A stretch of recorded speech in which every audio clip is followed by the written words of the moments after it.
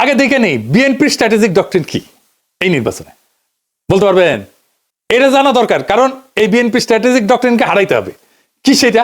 সেটা হইতেছে সবার আগে বাংলাদেশ, আমার আগে আমরা, আমাদের আগে দেশ, সবার আগে বাংলাদেশ। সবার আগে বাংলাদেশ, সবার আগে বাংলাদেশ। দেখেছেন ওনারা সচেতন ভাবে করছেন কিনা এটা ওনারাই বলতে পারবেন। তবে এইটা একটা plain and pure strategic doctrine বিএনপির। সবার আগে বাংলাদেশ এটা কেবল স্লোগান না, এটা একটা ডক্ট্রিনাল স্টেটমেন্ট। এইটাই ক্ষমতার উৎস নির্ধারণ করে। তাহলে এই ডক্ট্রিনাল স্টেটমেন্টের সমস্যা বের করতে হবে।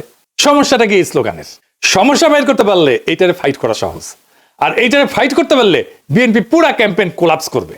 আসেন এটা দেখে নিই, আমরা বিস্তারিত খুঁটায় খুঁটায় দেখবো, তাহলে বুঝবেন এই সরল কথার মধ্যে কি গরল লুকায় আছে।